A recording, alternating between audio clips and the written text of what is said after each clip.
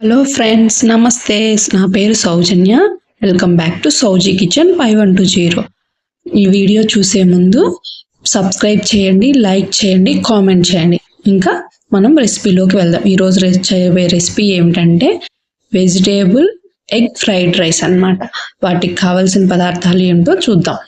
Carrot, capsicum, onions, cabbage, cauliflower, మిర్చి అన్ని కొంచెం కొంచెం తీసుకొని కట్ చేసి పెట్టుకోవాలి. మిరియాలు, తగినంత ఉప్పు, ప్యాన్ పెట్టుకొని కొంచెం ఆయిల్ వేసుకోవాలి.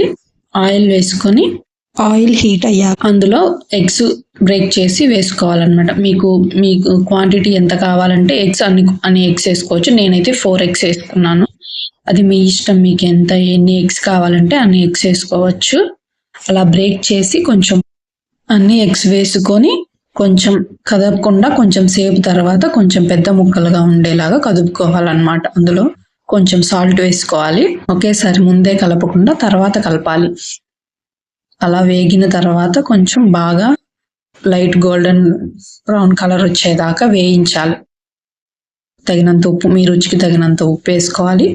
వెజిటేబుల్స్ అనేవి మీ ఇష్టం. ఇంకా ఏ వెజిటేబుల్స్ కావాలంటే ఆ వెజిటేబుల్స్ వేసుకోవచ్చు. ఎక్కువ కావాలంటే ఎక్కువ వేసుకోవచ్చు. మీకు కొంచెమే కావాలనుకుంటే కొంచెం వేసుకోవచ్చు.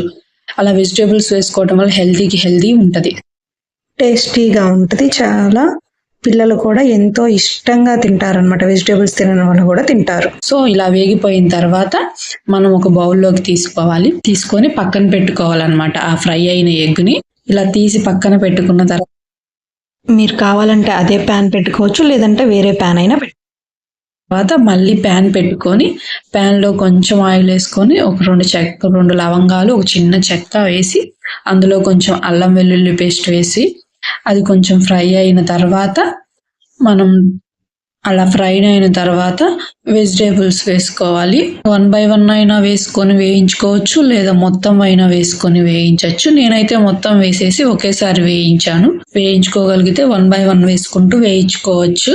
లేదంటే ఇలా మొత్తం వేసేసి సిమ్లో పెట్టుకొని కొంచెం మరీ సిమ్లో కాకుండా మీడియంలో పెట్టుకొని ఫ్లేమ్ వేయించుకోవచ్చు.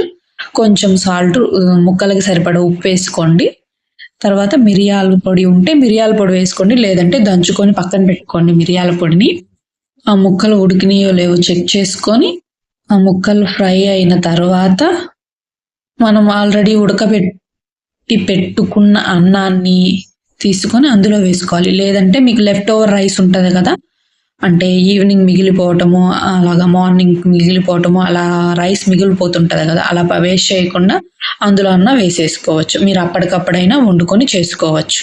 అలా వేసేసుకొని అన్నాన్ని చల్లారిన తర్వాత వేసుకొని కొంచెం చల్లారిన తర్వాత అన్నాన్ని వేసుకొని ఇందాక కొంచెం ముక్కల్లో సాల్ట్ వేసాం కదా, ఇప్పుడు మళ్ళీ అన్నానికి సరిపడా సాల్ట్ వేసుకొని మనం దంచి పెట్టుకున్న మిరియాల పొడి ఉంది కదా, ముందుగా అది మిరియాల పొడి ఉంది కదా, ఆ మిరియాల పొడి వేసేసి ఆ ఎగ్గును కూడా వేసి అందులో కొంచెం కొత్తిమీర చల్లుకొని వేగనివ్వాలన్నమాట. ఆ మిరియాల ఫ్లేవర్ అంతా దానికి పట్టేదాకా కొంచెం సేపు అందులోనే ఉంచాలి. అదే మంట ఆఫ్ చేయకుండా ఇలా అంతా మిరియాల ఫ్లేవర్ అంతా అన్నానికి పట్టిన తర్వాత పచ్చి వాసన పోయే వరకు మిరియాల పొడి పోయిన తర్వాత ఇంకా ఫ్లేమ్ ఆఫ్ చేసేసి ఎంతో రుచిగా టేస్టీగా ఉండే వెజిటేబుల్ ఎగ్ ఫ్రైడ్ రైస్ ప్లేట్లో పెట్టుకొని తినేయటమే. మీరు కూడా ఇంట్లో ట్రై చేసి టేస్ట్ చేసి ఎలా ఉందో నాకు కామెంట్ చేసి చెప్పండి.